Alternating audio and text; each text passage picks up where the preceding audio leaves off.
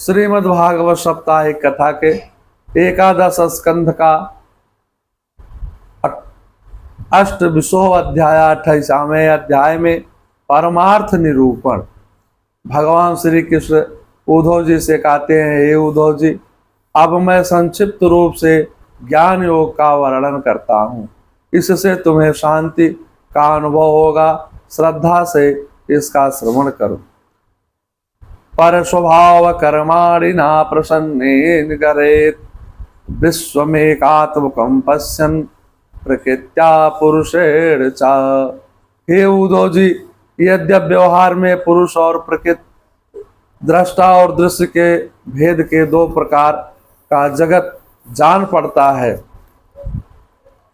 फिर भी परम दृष्टि से देखने का पर यह अधिष्ठान स्वरूप है।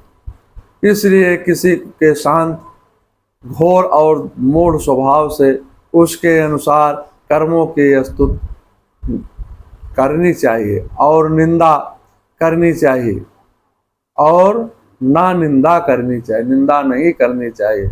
जो पुरुष दूसरों के स्वभाव और कर्मों के प्रशंसा अथवा निंदा करते हैं, वह शीघ्र ही अपने यथार्थ परमार्थ साधन से च्युत हो जाते हैं, क्योंकि साधन तो द्वैत के निवेश का उसके प्रति अस्तित्व बुद्धि का निषेध करता है और प्रशंसा तथा निंदा उसको सहायता के भ्रम में और भी दृढ़ करती रहती है। इस मिथ्या द्वैत जगत में अच्छा क्या है और बुरा क्या है? जिह्वा से जो कहा जाए, मन से चिंतन किया जाए, चक्षु से जो कुछ देखा जाए, वह सब मिथ्या ही है। परछाई, प्रतिध्वनि और सीपी आदि में चांदी आदि आभास यद्यपि है तो सर्वथा मिथ्या है, परंतु उसके द्वारा मनुष्य के हृदय में भय, कंप आदि का संचार हो जाता है। छाया प्रकृत्यांग अभ्यासा हासंतो अर्थ कर्मणे एवं देहादयो भावा यक्षंतो मृत्यो भयम। वैसे ही देहाद सभी वस्तुओं से सर्वथा मिथ्या ही है, परंतु जब तक ज्ञान के द्वारा इसकी असत्यता का बोध नहीं हो जाता है, इनकी अत्यांतिक निवृत्ति नहीं हो जाती है, तब तक ये अज्ञानियों को भी भयभीत करती रहती है। आत्मैवेदं जगत सर्वम, इस श्रुति के अनुसार यह विश्व आत्मा ही तो है। वह स्वयं अपने से अपना सृष्टि, पालन, संहार रूप में अभिनय करता है। आत्मदेयं तदिदं विश्वं सृजते प्रभो त्रायते त्राते विश्वातुम हियते हरते ईश्वर। जो कुछ प्रत्यक्ष या परोक्ष वस्तु है वह आत्मा ही है, वही सर्वशक्तिमान भी है। जो कुछ विश्व सृष्टि प्रतीत हो रही है, उसका वह निमित्त कारण तो है ही, उपादान कारण भी है। वही विश्व बनता है, वही रक्षक है और वही रक्षित भी है। सर्वात्म भगवान ही जिसका संहार करते हैं, जिसका संहार होता है, वह भी वही है।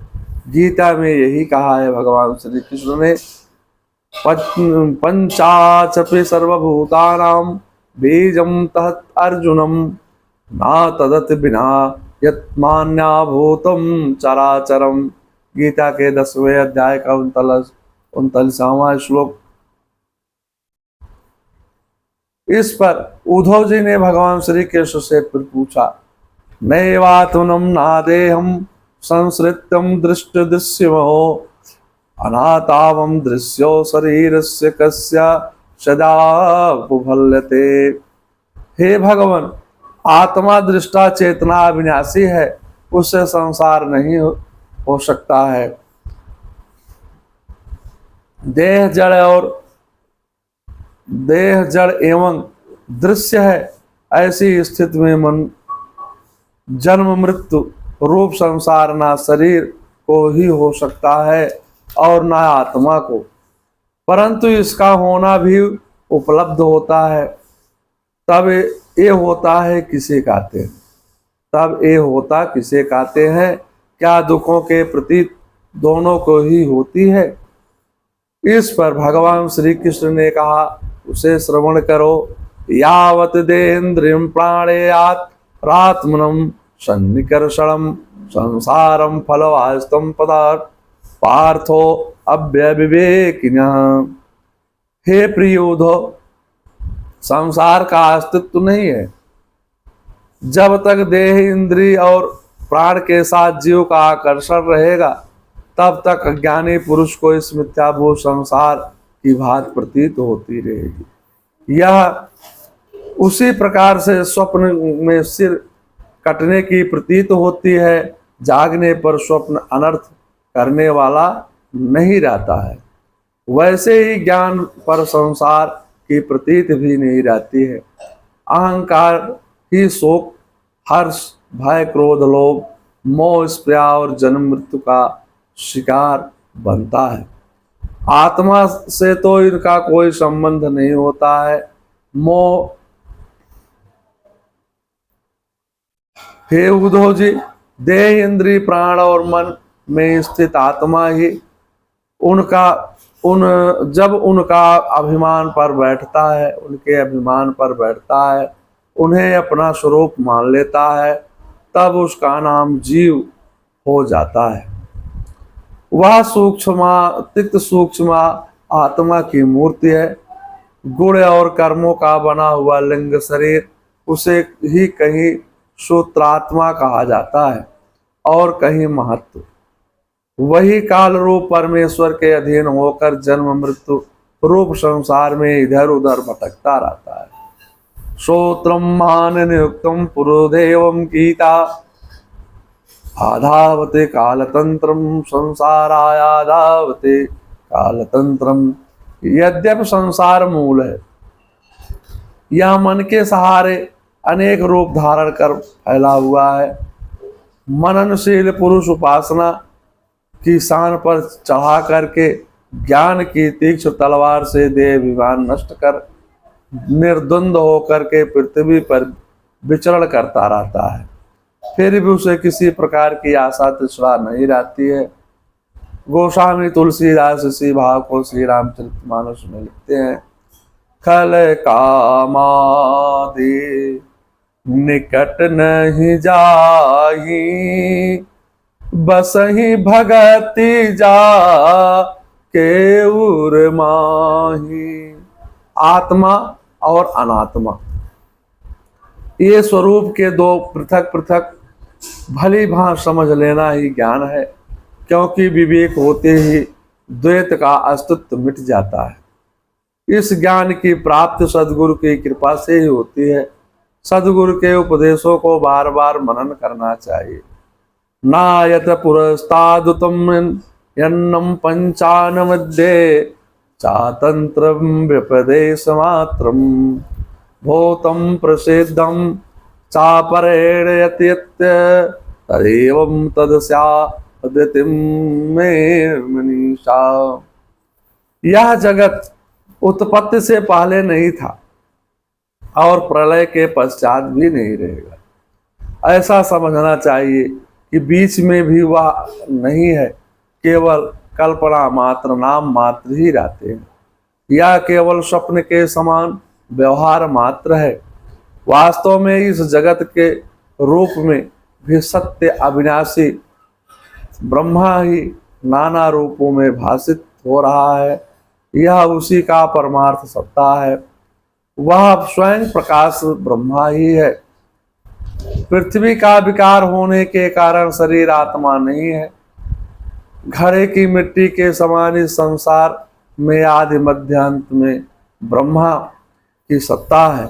बीच में केवल रस्सी के सर्प की भ्रांति के समान भाषित हो रहा है, परमार्था नहीं। इसलिए ऋषियों ने ब्रह्मा सत्यम जगत मिथ्या कहा है। भगवान कहते हैं साधक के बार बार मनन करने से उसे मेरे स्वरूप का ज्ञान होने लगता है, उसे जगत की सत्ता भाषित नहीं होती है। शरीर इंद्रिय प्राण आदि कोई भी सत्य पदार्थ नहीं है, सत्य पदार्थ नहीं है, केवल चारों ओर माया का जाल बिछा हुआ है। इसी भाव को गोस्वामी तुलसीदास श्री रामचरितमानस में लिखते हैं। तब माया बस जीव जड़ संतत फिर भुला, तेहि पर क्रोध न करही प्रभु कृपा सिंधु भगवान, कृपा सिंधु भगवान। विवेकी पुरुष को विषयासक्त पुरुषों का संग नहीं करना चाहिए। अज्ञानी जीव इंद्रियों द्वारा नाना कर्मों को करता हुआ बंधन में पड़ जाता है। ज्ञानी पुरुष देह अभिमान छोड़ करके शरीर में रहते हुए सब कुछ करते हुए भी कुछ भी नहीं करता। इस भावना से बंधन मुक्त होकर के आत्मा आनंद में मग्न रहता है। उसे खाते पीते देखते सुनते भी शरीर का भान नहीं रहता है। प्रकृति स्वयं दासी की तरह उसके शरीर की रक्षा करता है। एवं समीक्षा निपुणासते में हंत्यात्म मिस्त्र पुरुषस्य बुद्धे। जैसे सूर्य उदय होकर के मनुष्यों के नेत्रों के सामने अंधकार का पर्दा हटा देते हैं, वैसे ही मेरे स्वरूप को परोक्ष ज्ञान पुरुष के बुद्धिगत अज्ञान का आवरण नष्ट कर देता है। वह इदम रूप से वस्तु का ज्ञान नहीं कराता है। ठीक वैसे ही मेरे तीव्र ध्यान से प्रादुर्भाव बुद्धि के अज्ञान रूपी आवरण को हटा देती है, जिससे जीव संसार में मेरी ही सत्ता का अनुभव करने लगता है। हे उद्धव जी, भगवान श्री कृष्ण उद्धव जी से पुनः कहते हैं, हे उद्धव जी, मैंने संक्षेप में तुम्हें आत्मा संबंधी ज्ञान का वर्णन किया है। जो साधक मेरा आश्रय लेकर के मेरे द्वारा कही हुई योग साधना में संलग्न रहता है, उसे कोई विघ्न बाधा डिगा नहीं सकती। उसकी सारी कामनाएं नष्ट हो जाती है और वह आत्मानंद की अनुभूति में मग्न रहता है। श्रीमद्भागवत साप्ताहिक कथा के 11 स्कंद का 28वां अध्याय समाप्त होता है। मंगलम भगवान विष्णु मंगलम गरुड़ाध्वजा मंगलम पुंडरीकाक्षाय मंगलाय तनु हरे।